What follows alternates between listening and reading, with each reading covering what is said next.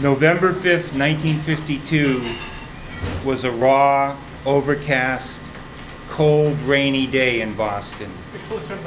Just the day before, Dwight Eisenhower had been elected president, and in Boston, Representative John F. Kennedy had been elected to the Senate, beating out Henry Cabot Lodge.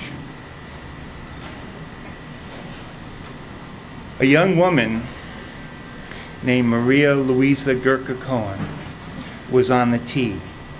She was the wife of an American GI who had already been sent home from Germany. She was enormously pregnant.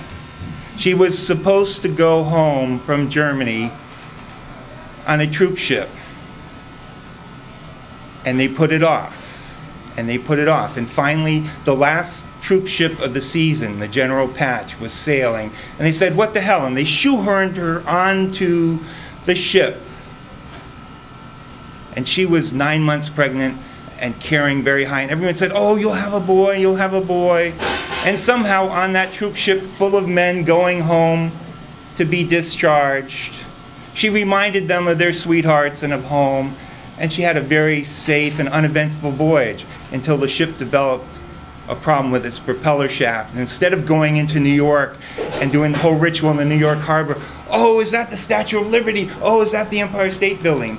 They put into Boston Harbor and Charlestown Navy Yard. And most of the troops were sent by train to New York, to Camp Kilmer or Fort Dix. But she was seen by a corpsman at the little hospital at the Navy Yard who said, well, you're really pregnant, and we're not really good on obstetrics. The only doctor we have is on the staff at the Boston Lying-In Hospital, which, historical side note, was the world's first maternity hospital.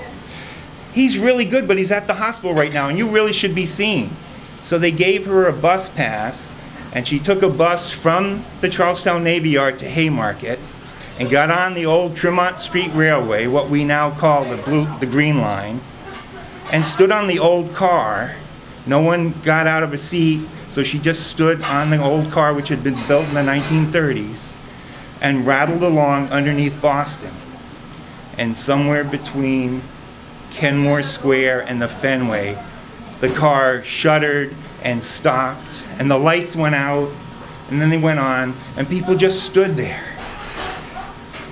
And it had been the first cold day of the season. People were wearing itchy wool coats for the first time, and they stood there and they sweated and they itched and they waited, and suddenly there was a splashing sound, and people looked, and there was a puddle on the floor around the young woman. And someone who was a nurse leapt forward and said, lady, your water broke.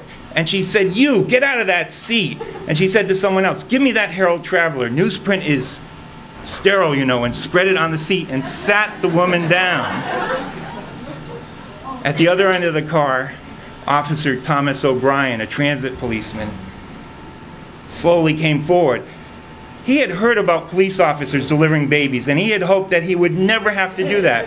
He was hoping that if he ever got married and his wife had children, he would never have to be anywhere near. But it was his job, so he came near, and they knelt down on more newspaper, and they pulled her legs apart, because by that time the contractions had begun. She was holding on to passengers on each side of her. And they knelt there on newspaper, and they maneuvered her underwear down, and people were averting their gaze, except for one Weisenheimer who leaned down and said, hey buddy, is it true them European gals don't shave anywhere? Someone jumped up and cold-cocked him, and Officer O'Brien looked up and said, good job, and knelt back down.